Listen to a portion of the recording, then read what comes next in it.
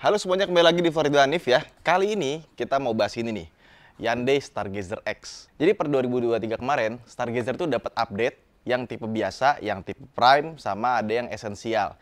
Yang Prime dia mendapatkan bentuk dashboard baru ya, yang lebih turun bagian depannya. Yang kemarin banyak diprotes. Dan yang kedua ditambah electronic parking brake plus auto hold. Yang ketiga ada rem cakram belakang. Nah, terus juga waktu Gias kemarin di launching nih Stargazer X yang harganya lebih mahal 25 juta dibandingkan dengan si versi Stargazer biasa yang udah dapat update tentunya yang Prime. Nah, bedanya kalau yang ini dia dapat premium color di mana kita bisa nambah 3,5 juta lagi. Jadi ini harganya 336 ditambah 3,5 juta lagi jadi ya 339,5 lah ya. Untuk mendapatkan warna matte seperti ini ya. Ini pertama kalinya di mobil di harga di bawah 400 jutaan kayaknya ya dapat warna matte. Dan matte-nya itu nggak cuma yang warna gold matte ya kayak si Ioniq 5, tapi ada warna putih seperti ini sama ada warna abu-abu. Jadi ini kayak breakthrough sih. Tapi ada tapinya juga. Warna matte itu lebih susah perawatannya dibandingkan dengan mobil biasa. Nah, buat ngerawatnya Hyundai udah bikin ininya ya, guideline saya bisa lihat di bawah atau biar gampang bawa aja ke AutoNet Care udah pasti beres lah ya. Nggak usah pakai pusing. Kalau mobil biasa kan nggak pakai yang cat matte gini kan langsung dipoles apa segala macam udah hilang. Kalau ini perawatannya agak sedikit berbeda. Jadi memang ya agak sedikit sulit tapi jujur ngomong warna matte ini keren banget. Gua suka banget. Ya, warna putih matte ini tuh keren sih, keren banget sih. Terutama pas lagi siang-siang terik ngeliatnya tuh kayak apa ya? Kayak ngeliat ini tuh, Stormtrooper ya. Keren banget. Terus dengan beda harga 25 juta dari eksteriornya, apa aja sih yang beda dan membuat mobilnya tuh jadi crossover look ya? Secara dimensi segala macam, dia cuma nambah panjang sedikit ya, sama nambah tinggi sedikit karena dia pakai ban yang lebih gede. Kalau Stargazer biasa 16 inci, dia pakai pelek 17 inci dengan ban Goodyear Triple Max 2 ya, dan dia pakai ban 205 50 R17. Jadi naik 1 inci dan kelihatannya jadi lebih bagus sih karena yang kemarin tuh kelihatannya kecil banget ya. Dan karena bannya berubah juga ya, ukurannya ganti, dia juga ground clearance-nya nambah. Dan bisa kita lihat dari depan apa aja yang beda. Pertama kap mesin ya, ternyata beda loh. Di bagian sininya itu ada lekukan ya. Tapi lampu sini masih sama, lampu depannya juga masih sama. Grillnya berbeda ya. Dibikin hitam sampai ke sininya juga hitam. Sama di sini ada corner sensor. Jadi sensor parkirnya itu dia ngadepnya ke samping.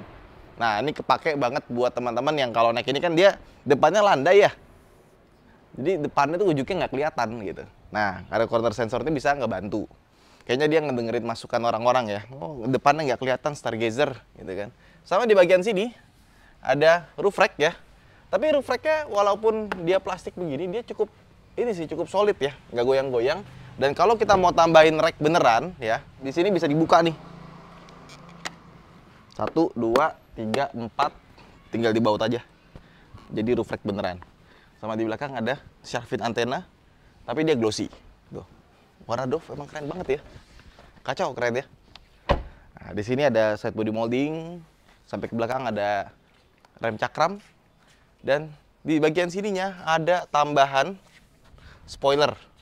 Ya, nggak begitu kelihatan sih sebenarnya. Tapi lihat dong, rapi sih dia desainnya ya. Bentuk belakangnya juga masih sama, kecuali bagian bumper belakangnya dan tulisan Stargazer-nya ada tulisan X di sini. Twitter dulunya. Oke, kita buka bagian belakang. Bagasi sama, masih cukup luas ya. Dan kita dapat storage sama kayak Stargazer biasa. Bisa dilipat rata lantai juga ya. Paling bedanya ada di bagian belakang sini nih. Di sini kita akan menemukan sebuah speaker yang ukurannya nggak terlalu gede, tapi ini adalah sebuah subwoofer. Jadi dia buat low frekuensi aja. Meskipun kecil, tapi kurang lebih suaranya enak sama kayak Hyundai Creta. Persis. Bose-nya sama. Masuk ke dalam yuk. Terus masuk ke dalam interior. Sayangnya di interior ini bedanya sama Prime itu hampir nggak kelihatan. Serius. Door trim. Cuma beda merah-merah ini aja. Ya kan? Di bagian kursinya ini, bedanya cuma di jahitannya yang warna merah-merah. Sama di sini ada stripe-stripe-nya. Ya. Sisanya semua sama kayak tipe Prime. Ya. Ininya sama, yang baru ya. Kalau kalian pakai Stargazer lama, untungnya Hyundai itu baik ya. Dia nyediain cover dashboard yang atas ini, versi yang lebih pendek. Itu harganya nggak nyampe 2 juta, kalian bisa langsung bawa ke dealer Hyundai. Dan buat teman-teman yang beli varian yang bawah, yang bukan Prime, dia warnanya itu bukan glossy seperti ini. Dia warnanya abu-abu kayak yang kemarin, tapi udah dibikin turun. Kurang lebih kayak gitu. Setir semua sama, kecuali jahitannya warna merah ya. Panel AC juga jadi black glossy. Yang lucunya, karena mobil ini tuh tadinya didesain buat pakai rem tangan manual ya. Jadi ini kelihatan kayak tempelan, tapi rapi. Nah di sini jadi storage buat naro, let's say kita naro HP, bisa nggak ya? Bisa. Nah, cuma tegak begini dia. Nah, terus di sini ada cup holder yang bisa dilepas juga seperti biasa, dan ada lampunya. Dan yang membedakan antara varian biasa dengan varian Stargazer X itu ada center speaker di tengah sini. Jadi kalau kita mau stagingnya bagus, dia nggak cuma buat driver doang. Yang buat penumpang pun juga ngerasain stagingnya bagus karena dia ada center speaker di sini. Kalau nggak ada center speaker, dia biasanya bagus cuma sebelah kanan aja. Oke, apalagi? Nggak ada bedanya lagi. Terus di sini ada tulisan Bose ya. Sampai ke bagian belakang juga ada tulisan Bose. Jadi emang semuanya speaker sudah pakai Bose, dan karpetnya juga ada tulisan Stargazer X, dan jahitan pinggirnya juga pakai warna merah. Udah, bedanya itu aja. Nah, sekarang gimana dengan rasa berkendaranya? Karena kan dia punya ban yang lebih gede, otomatis pasti performance sama kiritan bahan bakarnya sedikit berbeda dibandingkan dengan Stargazer biasa. Let's go, kita gas sekarang. Nah sekarang kita udah di dalam Stargazer X ya. Dan sebenarnya ketika gua bawa mobil ini, gua dejavu gitu, karena rasanya kayak Stargazer yang dinaikin peleknya. Jadi posisi duduknya jadi terasa lebih tinggi walaupun kita cukup rendah ya. Jadi emang Stargazer ini tuh pas kita nyetir itu rasanya kayak bawa Innova dibandingkan bawa LMPV. Kenapa? Karena pertama, beberapa LMPV itu dibikin dia posisi duduknya rendah gitu ya, kayak R3, terus BRV, ya, semacamnya, kecuali Expander gitu ya. Dan yang kedua, ini nih, pilar A-nya itu gede banget, panjang ke depan.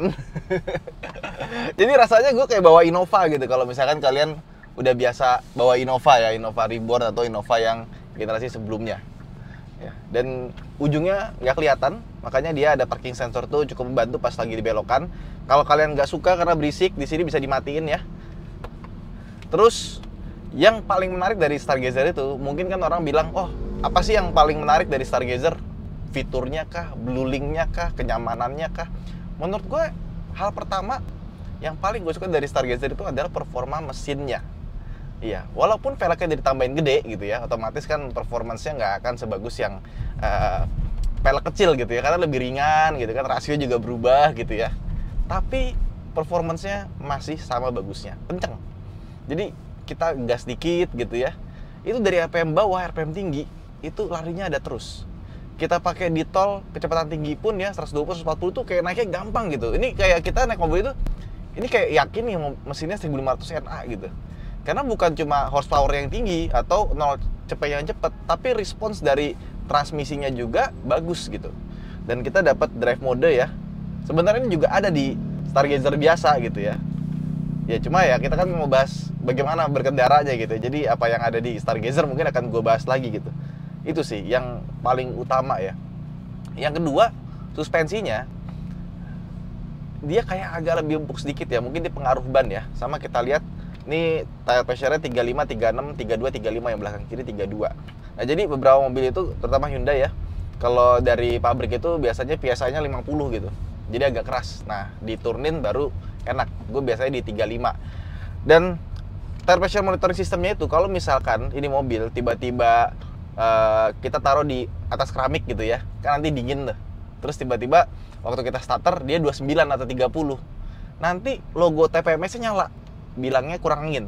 Nah di bawah jalan, terutama kalau kalian gak ngisi nitrogen ya, kan biasanya yang biasa itu banyak kandungan airnya, makanya pas lagi di jalan tuh dia memuainya bisa banyak. Nah itu biasanya kalau belum sampai 35 TPMS-nya nggak bisa hilang.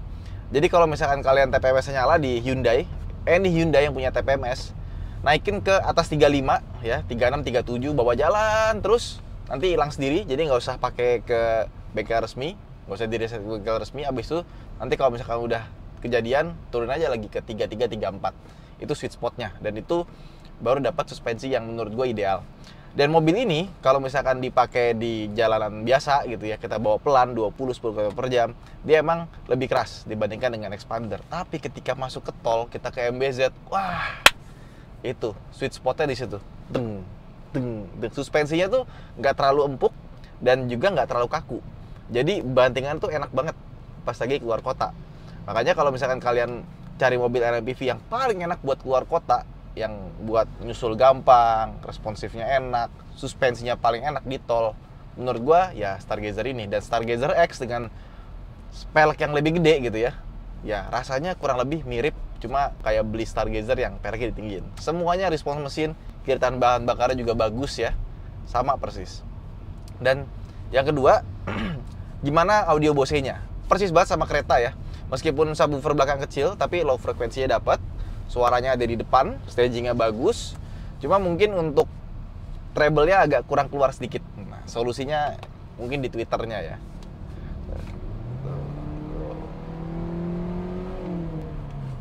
Engine-nya tuh enak deh. Dan peredaman kabinnya juga masih sama seperti Stargazer biasa, cukup kedap ya. Paling kalau misalkan kalian beli Stargazer, kaca depannya itu panjang banget ya, gede.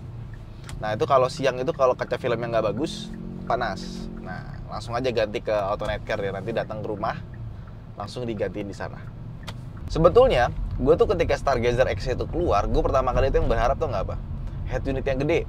Jadi di Filipina ya atau Vietnam gue lupa ya, itu keluar juga Stargazer yang buatan Indonesia, tapi head unitnya beda, nggak kayak gini. Head unitnya panjang dari ujung ke ujung ya.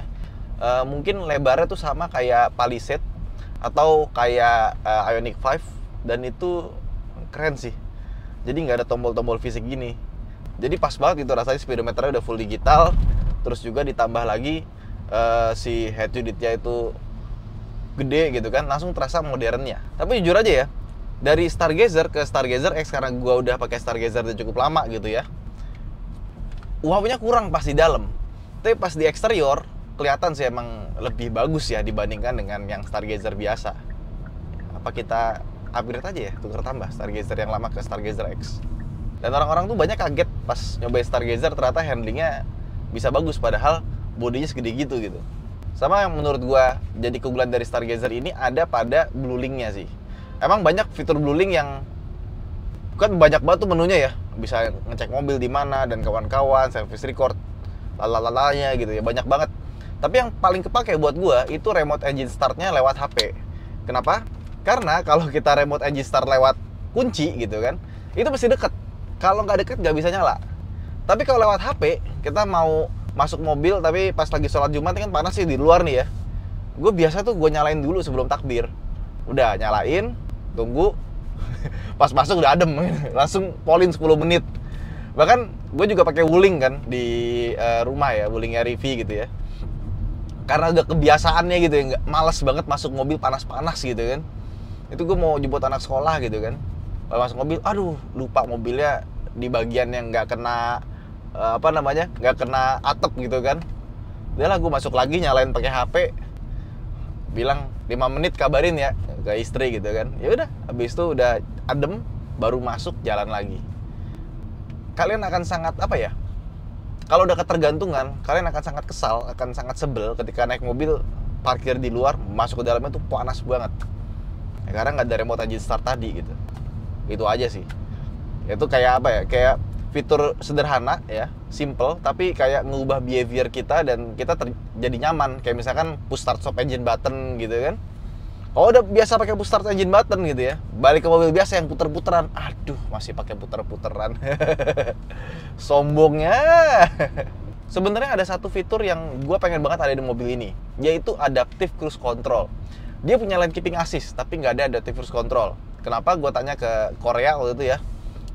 Orang Koreanya di sana bilang, Hyundai itu nggak mau masukin Adaptive Cruise Control kalau belum pakai radar. Jadi dia harus nambahin radar baru dia berani pakai Adaptive Cruise Control. Ya memang sih, Hyundai Smart Sense itu salah satu ADAS terbaik ya yang pernah gue coba ya. Even dibandingkan dengan yang lebih baru kayak misalkan Innova Zenix yang TSS-nya 3.0 gitu ya, gue lebih suka punyanya si Ioniq Palisade. Itu terasa lebih halus ya dan lebih akurat. Bahkan kalau misalkan lagi hujan pun dia lane keeping assist-nya masih bisa jalan gitu loh. Kalau pakai yang lain tuh udah udah nggak bisa dia. Tapi bukan berarti yang pakai kamera itu jelek, nggak juga. Tergantung dari logiknya aja. Memang sih, yang sekarang ada beredar di jalan itu logiknya masih belum sebagus yang pakai radar, yang gue perhatiin, yang dari beredar di masyarakat ya mobil ya. Ada yang bagus pakai kamera doang, yaitu Tesla. Tapi emang Tesla itu udah developnya udah lama gitu, nggak dadakan, nggak baru gitu.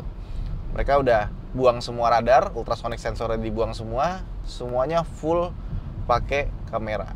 Dan kalau ditanya kenapa Elon Musk pakai kamera gitu kan, karena human eye itu udah paling bagus gitu buat ngedeteksi jarak dan kawan-kawannya. Nah, si kamera ini harus punya logik dan kemampuan yang sama dengan mata manusia gitu, menurut dia. Makanya ketika mau mengembangkan mobil otonomous, daripada bikin pakai lidar apa segala macam, ya gimana lah caranya nih biar si kamera itu bisa sama kemampuannya kayak otak manusia dan sama kayak kamera gitu. Ya, kita tunggu aja apakah nanti kamera bisa mengalahkan radar gitu ya ketika pakai autonomous. Time will tell. Ini ngebahas Stargazer jadi kemana-mana dah. Oke, jadi itu rasanya Hyundai Stargazer X ya. Dengan harga lebih mahal 25 juta dibandingkan Prime, apakah mobil ini dapat volume formadinya? Kalau menurut gua, ada satu hal yang kurang aja sih. Kalau dia dikasih radar dan dikasih adaptive cruise control, maka mobil ini langsung sempurna sih kalau menurut gua ya. Itu aja mungkin vlog kita kali ini. Jangan lupa untuk like dan subscribe. Saya Danif, sampai jumpa di vlog berikutnya. Terima kasih telah menonton. Bye-bye.